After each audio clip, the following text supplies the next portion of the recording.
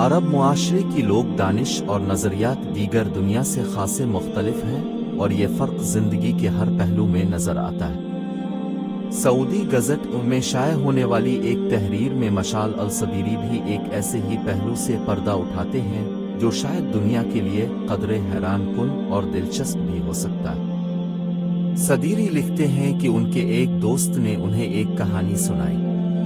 دوست نے بتایا کہ ان کے ایک دوست کا کزن عدالت میں پیش ہوا اور جج سے درخواست کی کہ وہ اپنی بیوی کو طلاق دینا چاہتا ہے اور استدعا کرتا ہے کہ اسے اس کی اجازت دی جائے۔ اس کا کہنا تھا کہ اس کی بیوی میں جسمانی یا اخلاقی لحاظ سے کوئی خامی نہیں ہے، بلکہ وہ اس وجہ سے طلاق دینا چاہتا ہے کہ اس کی بیوی پہلے دن سے ہی نحوست کا باعث ہے۔ اپنی بات کی وضاحت کرتے ہوئے اس نے بتایا، میں نے جب اسے پہلی دفعہ دیکھا تو وہ میرے ہمسایوں کے ہاں ایک مہمان کے طور پر آئی ہوئی تھی۔ میں نے گاڑی پچھلے دروازے کے قریب کھڑی کی اور اس کے حسن سے لطف اندوز ہونے لگا کہ اسی دوران مجھے ایک زوردار دھماکے کی آواز سنائی دی۔ کوڑے والا ٹرک میری گاڑی کے ساتھ ٹکرا چکا تھا اور میری گاڑی کا ستیاناش ہو چکا تھا۔ اجس دن میری فیملی رشتہ لے کر میری ہونے والی بیوی کے گھر جا رہی تھی تو راستے میں ایک حادثے میں میری ماں چل بسیں اور ہمیں راستہ تبدیل کر کے قبرستان جانا پڑا۔ جب افسوس کے دن ختم ہوئے تو میں نے شادی کر لی، لیکن پتہ چلا کہ میں نے صرف مزید غموں کی راہ ہموار کی تھی۔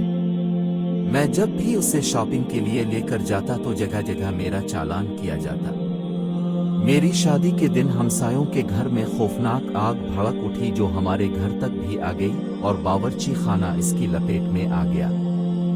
اگلے دن میرے والد ہم سے ملنے آئے، لیکن بیچارے سیڑھیوں سے گرے اور ٹانگ توڑوا بیٹھے۔ میرا بھائی اور بھابھی جب بھی ہم سے ملنے آتے تو ہمارے گھر آنے کے بعد آپس میں لڑ پڑتے اور خوش ہونے کی بجائے ایک دوسرے کو کوستے ہوئے رخصت ہوتے۔ میرے رشتہ دار مجھے اکثر کہتے تھے کہ میری بیوی منحوس ہے، لیکن میں نے کبھی ان کی بات پر کان نہ دھرا۔ گزشتہ ہفتے میری آمدنی کا واحد ذریعہ علیہ السلام میری ملازمت بھی ختم ہو گئی۔ بالآخر میں اس نتیجے پر پہنچا ہوں کہ میری المناک زندگی کا سبب میری بیوی ہے اور میں اسے طلاق دینا چاہتا ہوں، برا کرم مجھے اس کی اجازت دی جائے۔ دانا جج نے شفقت بھری نظروں سے سائل کی طرف دیکھا اور یوں گویا ہوا، ہمارے ساتھ پیش آنے والا ہر واقعہ بظاہر برا بھلا قدرت کا فیصلہ ہے۔ ہمارے ساتھ پیش آنے والے المیے کسی انسان کی نحوست کا نتیجہ نہیں ہوتے۔ تمہاری بیوی معصوم اور بے قصور ہے اور تمہارے ساتھ پیش آنے والے حادثات میں اس کا کوئی ہاتھ نہیں ہے۔ یہ محض اتفاقات تھے۔ اپنی بیوی کا ہاتھ تھامو اور واپس چلے جا، اور آئندہ کسی بھی بدقسمتی کے لیے اسے ذمہ دار مت ٹھہرانا۔ جب دل شکستہ شخص بیوی کا ہاتھ تھام کر عدالت سے رخصت ہو رہا تھا تو ایک ہرکارہ دوڑتا ہوا آیا اور جج کی خدمت میں ایک سرکاری خط پیش کیا۔ خط میں ایک مختصر نوٹ لکھا تھا، اب کو جج کے عہدے سے فوری برطرف کیا جاتا ہے۔